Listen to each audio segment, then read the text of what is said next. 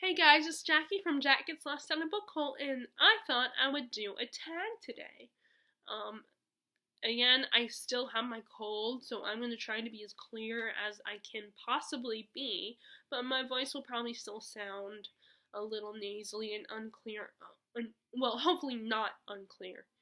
Okay, so I'm going to do the Oscars book tag. I will post the link to whoever created this tag when once I upload this video.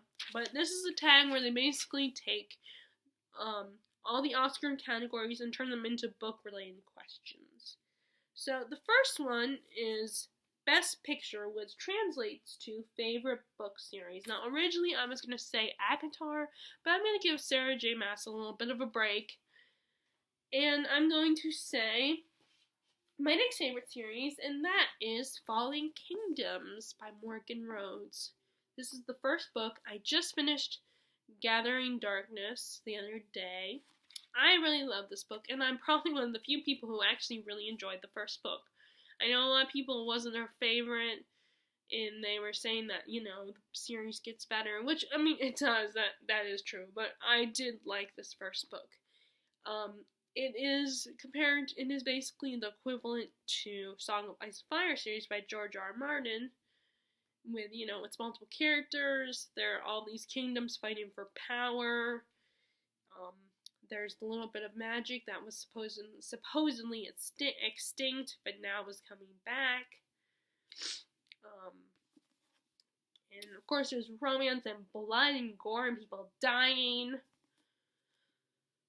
Although I feel like, there have been major deaths, but I was just thinking about this yesterday, that I feel like the deaths aren't like ones, at least personally for me, they're not ones that I'm like heartbroken over. They're sad. I'm not saying that they're not, and I feel bad for the characters because it's people that they love. But, part of me, I'm a little conflicted. Because part of me feels like they gotta kill off someone even more major, like one of the main group of people. Main group of characters, but I don't know if they will, because I feel like in YA characters, authors are I could be wrong, but I feel like authors are hesitant to do that. Because people will might get mad if they kill off like any of the major group characters. She did kill off major characters, but not like the main group. But anyway, but like I said, I'm a little conflicted because I don't want them to die, but at the same time I wonder if maybe they should, because it would totally surprise us, and it would be one we wouldn't expect. And I think that would devastate readers if they did that, which maybe, of course, sometimes devastating readers are not happy readers.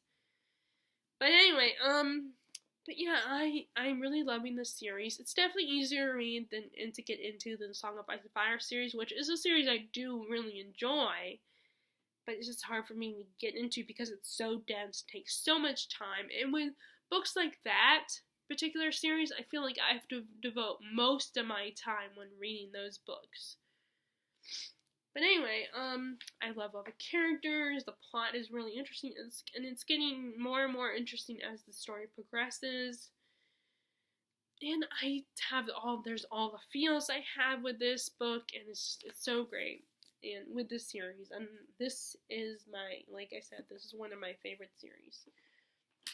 Okay, so question number 2 category is Best Foreign Film, which translates to Best Diverse Book. And I'm going to go to my go-to book for diversity. That's my favorite. And that is The Namesake, Oompa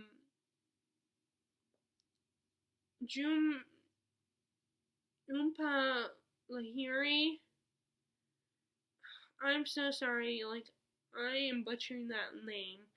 But she's an Indian American author. I think she would be considered Indian American. Maybe she's just Indian.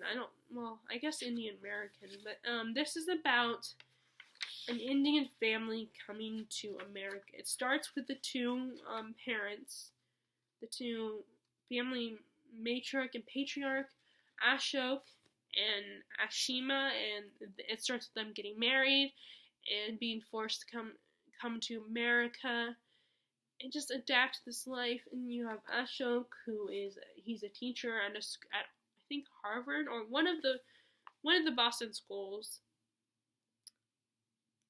and he gets almost, and it's about their life and everything, and then it goes to their children, who are more Indian American than they are. They're fully Indian, but their kids, of course, being raised in America, are Indian American, and how they adapt to this culture and how they struggle with living up, how they struggle with that, and especially the son Gogol, who was actually named after his father's favorite Russian author, not Indian author. And that name becomes very important and very significant in his life. It follows him everywhere, and it's represents his, even though it's not an Indian name, it represents his Indian culture and where he comes from and how he kind of resents being Indian American and the struggle and his parents wanting him to stay loyal to his Indian culture. And he's an American, so he's been raised in America, and there are things about the culture that he has struggles with adapting to and accepting that are part of who he is, like traditions and such. It's about him fighting against that and eventually accepting that and not fighting so hard against it. And it's about his relationship with his parents, how complicated it is, and it's a really great read, and I definitely recommend it for diverse reads. And it's such a beautiful story, and it's also, it's not that long. I mean, it's long, but it's only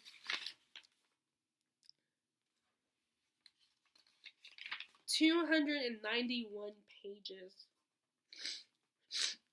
And it's divided into chapter 1, chapter 2, and chapter 3, and then that narrows down, and so it's I feel like it's kind of a quick read, and it's kind of not, if that makes sense. But yeah, this is my diverse book of last year that I really loved. Okay, next question is, best documentary translates to best favorite nonfiction. And I'm going to say Brain on Fire, My Month of Madness by Susanna Callahan. I don't know if I'm saying that right. I no longer have that book. We donated it. But that is basically about this woman who has a pretty good life, has a good job, good relationship with her parents, originally, and when I first filmed this, I said he was her husband, but now I think he might just be her boyfriend. I can't remember. It's been quite a while since I read it. But it's about how one day she just has a blackout and ends up at the hospital, and she's basically, disappears in her own mind and goes essentially crazy for that month. And I can't remember what it was that she had. Something in her brain wasn't entirely right, or something was wrong. But it's about her experiencing that and how the struggle it was for her parents and her boyfriend and everything. And it's a beautiful story, and it's a memoir, so it's not written like a textbook. That's my problem with nonfiction, is when they're not a memoir and they're written like a textbook, and it's just hard for me to get into them because the writing style can be incredibly boring. It has to be something you're really passionate about and really care about to read nonfiction. So, but I really enjoyed this one, and I definitely recommend it. Okay, number 4. Best Actress, which translates to favorite female protagonist. Now, again, this is another one where I don't have the book with me because I lent it to my cousin. And that is Jane from Jane Eyre. I love this character. I mean, it's kind of been, demoted on my list of favorite period dramas, and the same thing with, the character of Rochester. But I still love this. I love this story, and Jane is such a strong moral woman that doesn't compromise her principles, Especially when she finds out that about the secret that Rochester is keeping from her, and how it might dampen their relationship, she still sticks to who she is and doesn't compromise her principles and her beliefs. And this one has been through a lot of crap, and she still comes out strong. Comes out as a strong, independent woman who's not afraid and stands up for herself and knows what she wants and knows what she believes and just sticks to that. She doesn't compromise herself. And that's what I love about this character. Why she's one of my favorite protagonists. Now this is not a book. The book, actually, yeah, I did read the book last year. But like I said, I don't have it with me because I donated it to my cousin when she came to visit. Okay, so next question is favorite male protagonist. So, at first, originally, which best actor, originally I said just one character from this book, but I feel like all the male characters, I feel like are protagonists. Like the 6 major male characters, I think, are protagonists in the story. And originally I said Bill Denbrough from It by Stephen King, but I feel like all 6 of the boys, I feel like they're all protagonists. But I think my favorite, though, is not Bill necessarily, but Ben. Ben Hanscom. Ben Hanscom is adorable. He's really sweet. He loves reading, and he's very sensitive, and he's, has the heart of a poet. And he's such a sweetie. And you just want to give him, I want to give all these kids in the story a hug and comfort them and help them defeat the evil clown monster, Pennywise. I want to help them and protect them from this evil entity. And Ben is just so adorable. And I feel so bad for him when, he's rejected by Beverly Marsh, the one girl in their group. Like, he has developed a crush on her. And of course she leans more towards Bill, who's the charming, charismatic, the leader of the group, the strong, stoic leader who's tortured because his brother was killed by the monster, and he's a nice, good friend, and it's a little unfair, I feel like, but I love all of these boys, and like I said, it makes me, I fell in love with them even more after watching the 2017 movie as well, but yeah, I think Ben is my favorite out of the 6 boys, but I love all of them. Okay, so next question is, number 6. Which is Best Supporting Actress and translate to Best Female Character. And I chose, let me grab the book, Luna Lovegood from Harry Potter. I would say Hermione, but I feel like she's more than just supporting. And, even though she's not like Harry's the main character, the main protagonist, but anyway.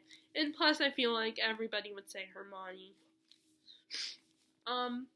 Luna is so, she's, even though, she's a bit eccentric, and I feel like people take her for granted and just assume that she's crazy and don't take her too seriously because of those eccentricities. But she is there for Harry and understands him better than his own friends do, particularly in this book. She's there for him as he's going through stuff, and I think she's wise beyond her years. And she's such an optimist, and so supportive of her friends, and doesn't give up on them. And even though people are mean to her and tease her, she's still such a good, optimistic person. And like I said, she's there for Harry and when he's going through what he's going through in this book. she's a great support system for him, and she's awesome. She's one of my favorite female characters of the series. Out of that group, out of the teen characters anyway. So next is Best Supporting Actor. Best Supporting Male Character. And I picked Gandalf from The Hobbit and Lord of the Rings. Gandalf is awesome. He can be silly and lighthearted and fun, but he's also very wise very wise, and and he's, and I love those type of characters who are like not afraid to whack someone upside the head, and set them straight and be like, you're being dumb, but not in a mean way.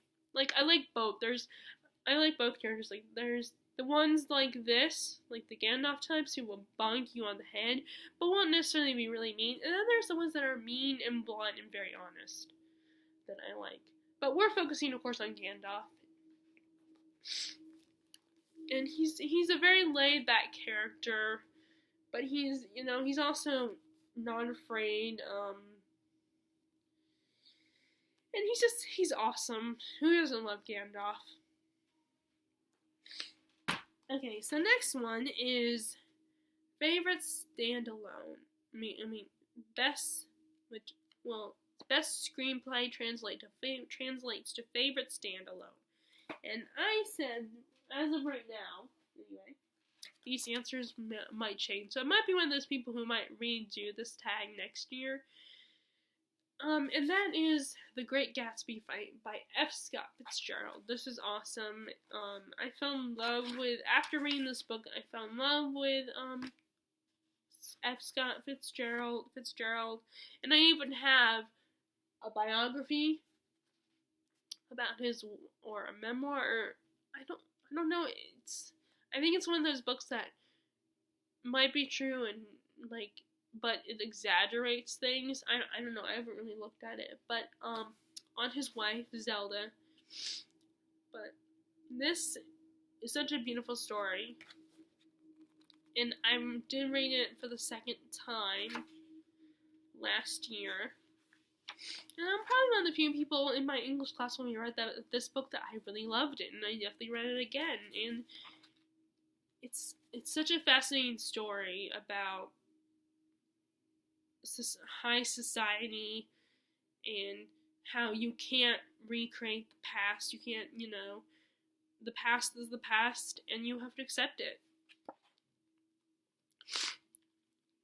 And it's a great book, and I love books about the 20s. I love the 1920s. And, I did love The Diviners. I just haven't gone back to read it again. I should have kept the book. But anyway, but yeah, I definitely recommend this as one of the classics. I know it's not everybody's cup of tea, so it's kind of hard for me to recommend it, but I loved it, and I would recommend it. It's a great standalone, and it's such a fun story, and I'm definitely going to read more from him. Okay, so number 9, Best Director, translates to Favorite Author. And I have a handful of favorite authors, but this time I chose Kate Norton. This is her first book of hers that I fell in love with. I love her writing. It sounds so beautiful and so descriptive, and you can really picture what's going on. And her words are so lyrical and poetic, but not to the point where you kind of get lost in the words.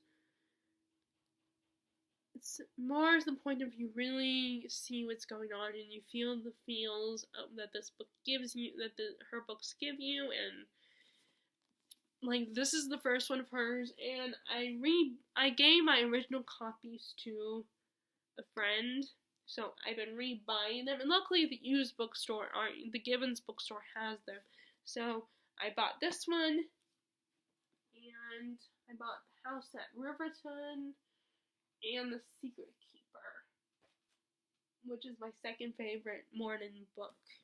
And I just found out she just finished a manuscript, so she'll have another book coming out, which I'm really excited about. I was hoping she would write another one. But I mean, she probably makes enough money that she doesn't have to if she doesn't want to. So, but and I would be sad though if she didn't write another book because I love her books. And I'm so glad she's done with her manuscript and has another one to publish.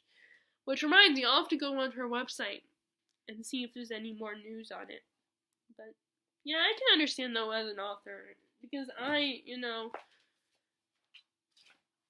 haven't progressed and haven't done anything to publish. So I definitely am sympathetic to authors and understand and don't want to be one of those fans who gets really impatient and continuously nags them. Like, people get frustrated with George R. R. Martin because he still hasn't published. Okay, so the next one, Best Cinematography, Best World Building. And for this one, I said Song of Ice and Fire series by George R. R. Martin. This world is awesome. It's not a super fantastical one, but it's kind of inspired by the medieval period. So, now I don't research the medieval time, that time period, but I do know a little bit. And the best, I've talked to my dad who loves history, is very passionate about it. And I think he did confirm to me that this is incredible. This is very accurate, especially with all the, even with the cursing in the vulgar language. Because I have a friend who does not like this book because of it and says, "Oh, it doesn't have to be in there." But I think there are some aspects that people complain about in historical fiction. I feel like they do need to be in there because that's how it was back then. Which, actually, I'm a little conflicted about a certain particular series that has that problem where people say they don't, but forget it. I'm not gonna talk about that.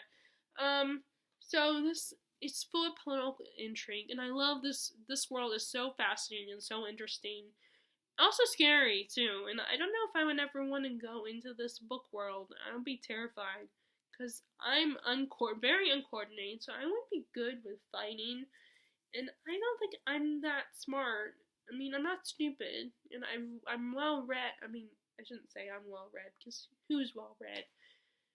But I do read a lot. So, but I don't know if I still would be able to survive, and not just that, but no hygiene. The bathrooms are just these little, in buildings and stuff, the bathrooms are these little bucket things. It's like being in porta potty without a door. And you can't brush your teeth. I mean, it drives me crazy as it is not having minty fresh breath when I notice it, like right now. For instance, I definitely, after I'm done filming this video, I might go brush my teeth again. And, but it's still such a fascinating world to read about and to learn, and to watch as these people play the Game of Thrones, pun intended. But just there's the little bit of magic in all the different cultures George R. R. Martin creates, all the different types of people and different, kingdoms, and it's so fascinating to read about this world, and it's amazing. All the little details. It's, I guess, the whole iceberg theory where you have that small that 10%. While the other 90% is down at the bottom. I don't know if that's that would be right. 1090. I don't know if that, I am terrible at math. So anyway, is underwater. And it's such a cool established world. And I feel like, it's like reading history without it actually being history. Like our history. With a little bit of magic in there. Like there's ice zombies and there's dragons, which is totally awesome.